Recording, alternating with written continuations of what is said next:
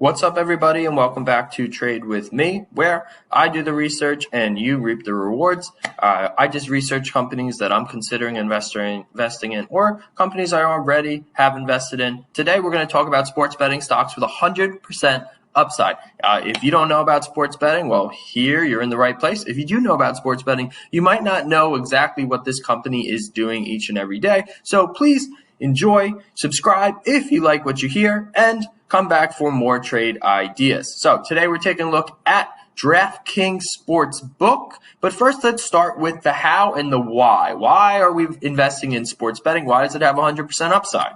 Well, the why: sports betting is legal in some way, shape, or form in 50% of the United States. And that does not mean completely legal sports betting. That means that you can either bet on electronic betting, or you can put futures down, but the actual entirety of sports betting is legal in about 50% of the United States. But really, we're talking about 25% right now. But the pandemic has made it much more likely that states will finally legalize sports gambling for the tax revenue alone. They've seen the success of Colorado, New Jersey, Michigan, where they have had millions of dollars in tax revenue just from allowing people to do something that they enjoy doing and they do for entertainment purposes. There's no doubt sports betting will continue to grow in 2021. Remember, 2020 didn't even have sports, and it was the best year for sports gambling ever. Canada is also considering introducing legislation for the legalization of sports gambling as well. And if you take a look at this chart, this is just some general, you can find these figures pretty much anywhere. 2018, we had 8 states legalize sports gambling, and they brought in about $39 million in state tax revenue. 2019, 127. 2020, we're looking at almost $250 million in state tax revenue. Imagine how many schools we could build, right? Or whatever else you want to do. Maybe fix a pothole. So if you're looking for a more conservative approach, you want to park your money in this investment, but you really don't want to take that much risk, I recommend the ETF bets. I actually have shares of bets when I first started trading, and it's done pretty well. It's been going up month after month. It's a great ETF. It's made up of almost 40 different stocks for sports gambling in mind, but also casino gambling. And if there's one thing that people are going to do, good times or bad times, and the pandemic has proved it, they're going to try and entertain themselves, usually with sports or gambling. So if you want to be part of the sector but reduce your risk, I recommend the BETS ETF, BETZ. I'm in it, but I'm also going to be investing in DraftKings as well. So, DraftKings, right now we're at $72.48 a share, which is really high. And I know a lot of my subscribers are like, we don't have this, $72 a share. We don't have it, but you might really have it if you're considering this will probably be a $150 stock next year. So you do have it. Get it somewhere and find your way into this stock. Also, for my swingers, swing traders, first of all, there are a ton of swing trades available for this stock. It pretty much gaps up every single week, every single month. This is on the weekend watch list for stocks to trade all the time. Comes up on pre-market prep all the time. It's a great stock just to learn trading with. Buy low, sell high. You can basically practice that every week if you really wanted to. But why is DraftKings so special? And to be honest with you, I didn't know all of this stuff the other day, so I'm kind of interested. They have partnerships with the NBA, NFL, UFC, and so many other companies and sports companies that their logo is on the screen when the PGA Tour is going. They own their technology and they own their mobile technology as well. So they don't own their physical casinos. They do own some sports books, but their technology is mobile. It's in your phone. It's in your device, and it's very, very easily accessible. They also have fantasy football, and they're owned by Disney. So they have a ton of seed money if they want to try something new. And we'll go into their balance sheet at the end of this. I think it's kind of interesting how they're choosing to spend their money and what kind of returns they're getting. But let's take a look. They have 3 key areas of focus in their company. They have the daily sports fantasy sports where you build your team, you got your quarterback, you have your running back, your wide receivers, and you see how your players stack up against everyone else. That could be daily, that could be weekly, whatever. Then they have the actual sports book where you're betting on lines, you're betting on futures, things like that. And finally, they have iGaming, which is going to be casino. So blackjack, slots on your phone. So you can take it anywhere with you, which probably isn't good for degenerate gamblers. But if you're doing it for entertainment, it's pretty nice that you could just sit on your phone and have some fun, right? Everybody likes to watch sports, or most people do. Why not have a little edge on it?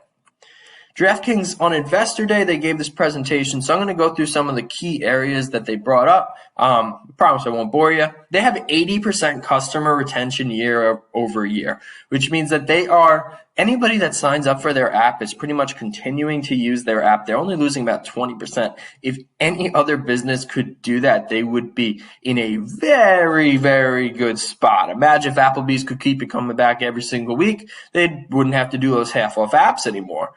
They're thriving in all states that they're legalized in. Their competitors are not. Their competitors do well in 4, 5, maybe 6 states.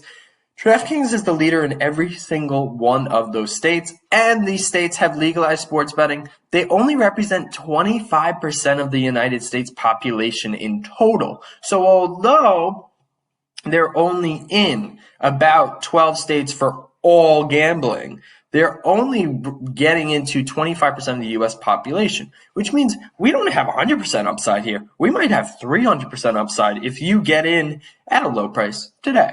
So they also did some surveys. They did some customer bases, just asking, like, is our brand recognizable? And in every single category, they're the most recognized brand. They're the top of everyone's mind, and they're most aware brand. So when people look to enter this space, they look to place their first bet, they're going to go to DraftKings. And when they get to DraftKings, DraftKings is going to offer them some sort of free incentive to sign up, give a deposit, you get your little bonus, and before you know it, you are their customer. 4 in every 5 will be their customer. They also have these huge relationships with other sports companies across the space. I mean, we have the MLB, the PGA Tour, the UFC, the NFL, NASCAR, the NBA.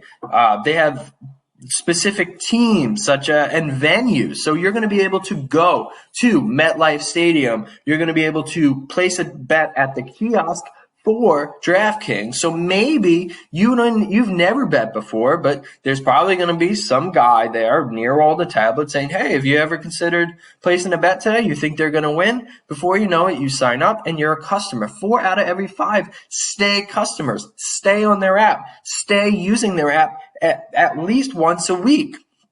So if you know people are going to be back in stadiums, you know people are going back to bars, you know people are going to be back watching sports. March Madness is this month. Everybody won't even shut up about it. And you know that they're going to just keep building on their customer base. They also have media deals with ESPN, the Action Network, Nathan's Hot Dogs, cool, I guess, Dish, Bleacher Report, and Capital One. So how does their retention work? Why are they so successful in it? Starts with their marketing offers. They'll give you 100%, 200%, 500% bonus match if you deposit today. And the deposit, if you've signed up, it takes about 10 minutes to do. The hardest part is that they're going to have a location services to prove you're actually in the state that you say you are. But once you do that, poof, the money is in your account, or the money is in your account. They give you a lot of credit that you have to use before you can cash out. So I don't know if you've ever heard, but the house always wins. So if they're giving you $500 in extra fun money to bet, you're most likely going to lose it. And their platforms integrate together. So the daily fantasy sports balance, if you have $20 there, you also have it on the sports book. You also have it with iGaming. So they're going to get you to try their new products because you already have a balance with them. You could try it for free. There's no sign up. There's nothing stopping you from getting into sports betting, getting into iGaming, getting into daily fantasy sports. Now, you might say, so what? Not everybody cares about sports. And you're absolutely right. But They're also getting into betting on reality TV. You could have placed a wager on The Bachelorette or The Bachelor this year. You also could have placed wagers on other TV shows or other events happening that really had nothing to do with sports. You could have bet on the election. You could have bet on a bunch of other things. So this is not just a sports betting play. This is a play for, are Americans going to continue to want to see if they're right and place a wager on being right? I'm pretty sure they will. So the balance sheet, let's take a look. Their revenue is pretty absolutely amazing. In 2019, they were taking in about $500,000, a little less. And in 2020, year end, December 31st, they're looking at $643,000 and 502.